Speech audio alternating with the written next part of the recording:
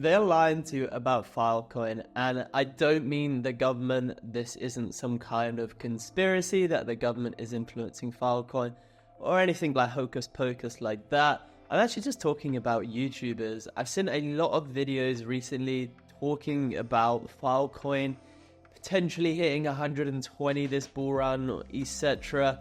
I'm just going to tell you why that's a load of crap. And also in this video, I'm going to be talking about just the state of Filecoin and what I kind of think is next, because it actually is one of my favorite projects, but it definitely isn't going to hit $120 because that's a load of crap. And if you are holding to that point, you are going to get wrecked. But if you have seen my videos, I have talked about Filecoin before. If you were subscribed, you would have heard some of my thoughts around it before. But things are sort of changing in the crypto market. There's a lot of development, so I kind of want to go over some bits extra. So I kind of want to go over some other bits about Filecoin and just my general thoughts about where it fits into the crypto space. And whilst it's not ready to store your beloved nude photos that get you all the girls, it certainly is being used by some people. And actually, in terms of revenue, it's actually one of the best performing cryptos out there. But anyway, let's start with the bullshit. So we saw that Filecoin hit before $186, I think it is, which is pretty crazy. Obviously, it had a massive run up, and we'll talk about why in a minute. But people are saying out there, YouTubers, etc., that Filecoin could hit $120. And perhaps if you look at this graph, you think, oh, maybe, yeah, I mean, it's not even near its all-time highs. That kind of makes sense, you know? And obviously, at the moment, we're at $8. So for it to go to that, we need a 15x, which is pretty insane. I'm not saying it's not going to get there at some point. It probably will do. But people are saying that it's going to hit that in this bull run, or there's a couple of reasons why that makes absolutely no sense. So one, you could just simply look at the market cap, right? So actually, if we look at the market cap, that market cap at $186 is only 11.87 billion. We're at 4 billion now. Well, triple the market cap. Let's just start there. You would get to $24, which would be the $12 billion market cap, which would be here. Now, how does that make sense? Well, you probably hear the government talking a lot about inflation, and our current inflation rate is, what, 3%, 4%? And the government's still freaking out a lot about that, right? If you look at countries like Turkey or Argentina, they got near 100% inflation. And if you look at GBP to Turkish lira, what can you see? Oh, it's absolutely skyrocketing. And before you would get 4 Turkish lira for one of your pounds, and now it's 40. And this is what's happening in Filecoin. This is the only thing that explains it. So if you actually look at Filecoin inflation, but this year supply inflation stands at 45%. If you look at some others, yearly inflation rate of 29%, while the inflation rate is higher at 65%. And I open this one, that says the same thing. I open this one, this basically says the inflation is 45%. So the inflation rate for Filecoin is incredibly high, and what that essentially means is they are just pumping tokens. Actually, it says here, resulting in the creation of 162 million File tokens. So say the market cap is 4 billion. Actually, I'm not going to do the maths on that, I'm not so good at that, but it's basically just the same as this, right? So if suddenly the inflation rate in Turkey is super high, suddenly your pound becomes worth way more Filecoins. It's the exact same thing. And actually in Turkish lira, I think the inflation rate is pretty similar, probably like 40-50%.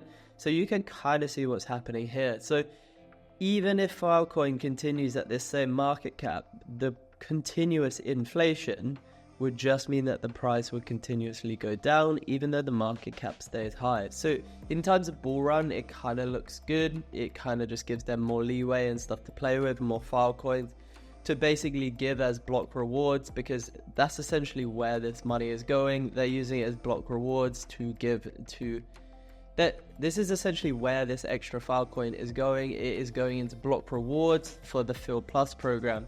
And why are they doing that? So if you don't know, back here, people were basically pumping the Filecoin price by basically storing junk data on the Filecoin servers, and then they would collect the block rewards for that. Now, this doesn't really make a whole lot of sense to me, because they are first paying the fees and then collecting the rewards. I don't know if it was exactly different then, but they're going to be paying themselves, obviously, and then giving a fee to Filecoin. The one thing that made sense from that is if they were doing that, the project looks amazing. Obviously, they're getting lots of fees, and then it drives the price up whilst they are collecting the Filecoin. That's the one thing that kind of makes sense to me. Otherwise, who knows? Filecoin, to counter this, offered the Fil Plus program, which offered 10x block rewards for anyone storing legit data. And this basically incentivized the storage of legit data over junk data. So basically cleaning up all of their storage and no longer having all that junk data on there. So actually building it as a legit protocol. But in theory, this just wipes out a lot of Filecoin's profits. They basically have near zero storage costs, and this incentivizes users to come onto the platform. And you see a lot of this in companies, etc. Maybe they'll give you a new bonus when you sign on. Basically, Filecoin is offering near zero prices. So that creates a problem for Filecoin, right? And I think I was reading it on this article. You can shoot a Filecoin Plus, and you can see that their active deals are increasing, whereas this doesn't really make a whole massive difference because only 7% of the actual network is being used. And this is a problem that I actually uncovered in this article, is a lot of this collateral that in Filecoin is actually being offered as the storage provider. So obviously to become a storage provider, similar to becoming a node, etc., validator, you have to put down a load of the coin as collateral. But if this no longer favors the storage providers, then suddenly they'll just stop staking all of that Filecoin and it could crash the price. Alternatively, if they get rid of the Fil Plus program and the storage providers aren't making enough money, that's just essentially what it's saying. It could just basically crash the price of Fil because they just dump it. If the storage prices go up to basically get them some money, you could get people offloading onto other data services, maybe ones that are easier to use, and that's a big problem about Filecoin. Actually, it is very, very difficult to use at the moment. Now, I'm not actually here to just batter Filecoin. Actually, I still think it's a great project. I'm just highlighting the problem. I'm just going to give some good points about it right now, just to make it seem a bit better. If we look at Token Terminal, we can see that the fees in the last 30 days are up 21%. Fees annualized are up 77%, which is pretty crazy on a number like 9.4 million. Actually, if you look at this article as well, it basically is from also Token Terminal, but it's just like a nice little view. It just shows that Filecoin is actually the second highest earning protocol in the space with a total of 1.5 billion. And this was written in 2022. So obviously their revenue has come down since then, but just kind of shows how much money Filecoin can make. And there are actually a lot of things that are changing. And I actually should have talked about this a little bit earlier, but I like to be a bit more of a skeptic and just a bit more aware on projects. But if you think about all of the development that's going on all of these chains, first, we're finally starting to see some real decentralized apps coming about. Development is in absolute hot pursuit of building some amazing applications, and in the crypto space they very much like their own kind of crypto things. So all of these apps, etc., are going to be looking to store their data somewhere, and they love decentralized things. So Filecoin is first in line to be the storage provider for all of these applications. The mass amount of data that are coming out of AI tools such as the compute on demand like render, etc. There's going to be a lot of things that look to store on Filecoin, and you can even see their partnership with Solana. Solana integrates Filecoin to enhance historic data. It's still kind of small, but it's pretty good, and it's kind of telling what's going to happen. A lot of people are going to be looking to store somewhere in the crypto space, and that's going to be Filecoin. Even its revenue now, like it said that Filecoin is very, very difficult to use for users, businesses. So I imagine just a lot of people are just looking for Arctic storage. They'll just store on the system, but they won't really call the data. But if you look here at developer report, we can see that Filecoin actually has a lot of developers.